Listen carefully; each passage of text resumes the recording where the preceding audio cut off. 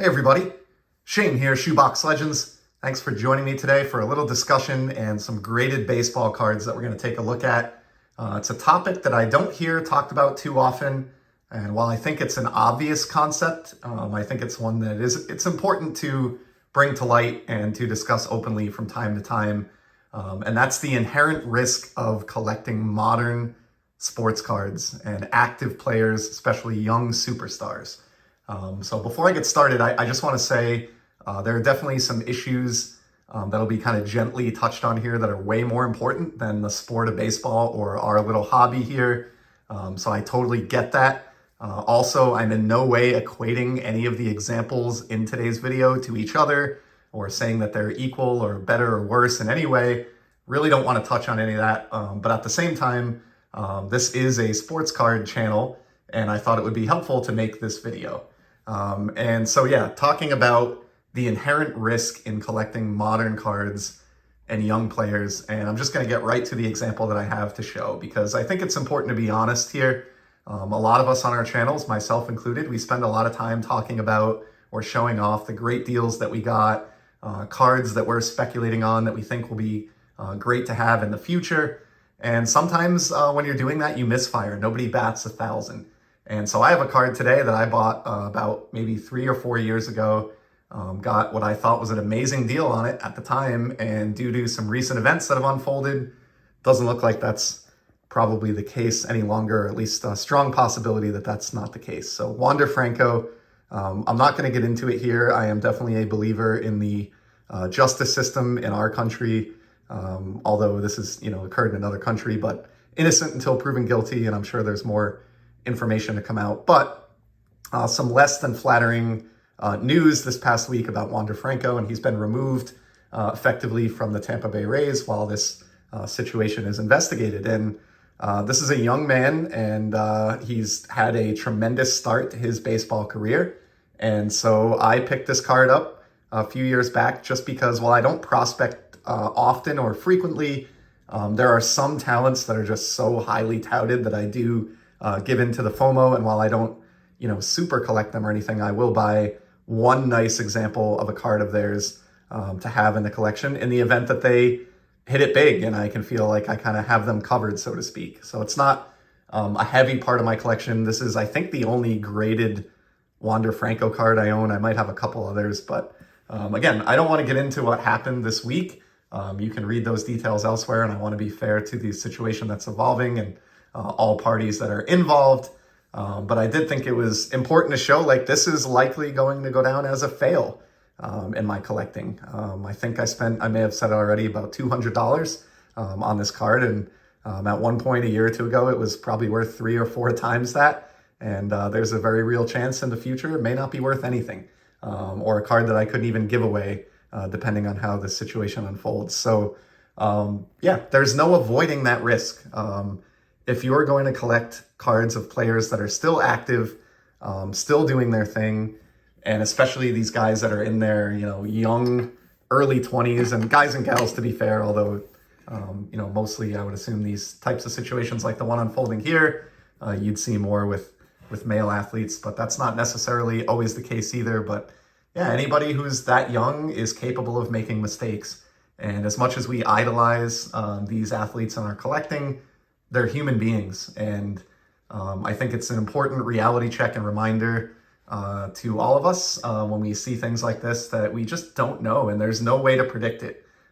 There's no way to avoid this type of risk if you are going to collect young modern players. It's just an inherent risk that you have to accept. There's ways that you can mitigate it by doing a lot of research on the players that you collect personally, avoiding guys with kind of checkered backgrounds or criminal histories, or maybe diversifying your collection so you don't go all in on any one player. But at the end of the day, there's no way to completely avoid this unless you want to, as a buddy of mine said when we were chatting about this, only collect dead guys, which I don't want to do. As much as I collect those old pre-war cards and vintage cards as well, I enjoy my modern. And so I understand that this is a risk I just have to accept if I'm going to play in that sandbox or be involved in that sphere. But I thought it was important to make a video and point it out. And I do have friends of mine in the hobby that were much more impacted by this news breaking than I was. And I'm sure there are people I don't know in the hobby who were extremely impacted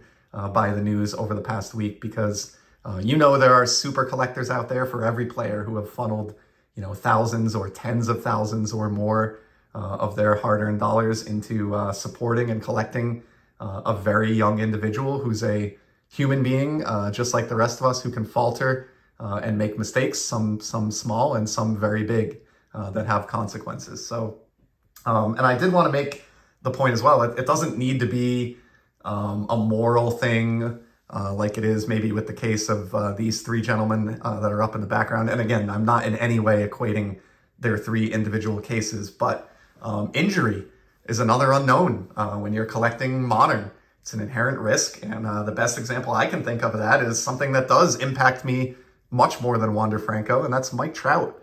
I have a pretty substantial Mike Trout collection, and thankfully most of it, especially the expensive stuff, I bought back in 2016, 17, before things were crazy. So I didn't pay a lot for it, but I have an extensive collection, and the longer this goes on with his injury history and his repeated injuries, the more it looks like his games played total and the time missed from injuries is going to have an impact on his career numbers. And there is no way to know that. 3 or 4 years ago, he had been healthy for a string of many seasons in a row, won 3 MVPs, and looked like, pretty much a lock to be one of the best 21st century baseball players. And now missing significant time again this season. I saw earlier this morning, he's still in pain with his current wrist injury, trying to work his way back. And so it's an unknown. Will he reach even the 500 home run club? I don't know at this point. I would have said 100% a few years ago. Now I would just say I'm not sure. And that's okay with me because I understand the risk that's involved. And at the end of the day, I've done it in a responsible way for my financial situation and my comfort level, to where if my entire collection tomorrow plummeted to a financial value of $0, that would be okay with me. It wouldn't be ideal, obviously, but it wouldn't crush me. I'm not in this for financial reasons. I'm in this because I love the hobby, I love baseball cards, and I enjoy collecting. But especially if you're getting into this for any reason other than those reasons I just listed, you need to be keenly aware of the risk that you're taking. And, I just want to wrap it up. I kind of touched on this, but there's just no way to know. You don't know somebody's inner thoughts or demons or habits, or you don't really know the personalities of these athletes. You don't have any personal connection to them. And even if you did, you wouldn't know anyway. So even guys that I'm a big believer in, like Kylian Mbappe, and here's another atomic card that I picked up this year, I feel very strongly about him. So unlike Wander Franco, I have gone heavily in on Mbappe cards. I just showed another 4 recently that were pretty big pickups for my Mbappe collection. But it could happen with him too. Something could break in the news next month, or next year he could snap a leg during a friendly match and alter his speed and the rest of his ability for the rest of his career. That's a very real possibility. So a little bit of a, depressing topic in a way, but I don't think it's anything to be depressed about. I think it's simply a reality, an inescapable reality of being a modern sports card collector. So I do feel bad for the Wander Franco super collectors out there, and some of my friends in the hobby that have much more extensive Wander Franco collections than I do. It's a sad thing for the sport of baseball to see that happen to one of its stars.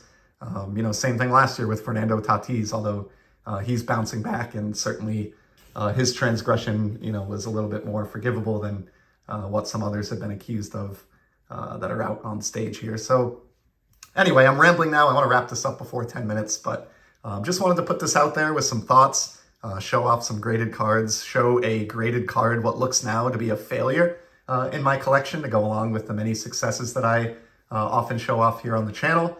And more importantly, to interact and get your thoughts. So again, I would definitely like to avoid a bunch of negative comments or speculation about the situation that's unfolding, and maybe keep it to just the concept of risk in our hobby, and how you can avoid risk, or the risk that's, in some cases unavoidable. So I'd love to hear your thoughts in the comments below.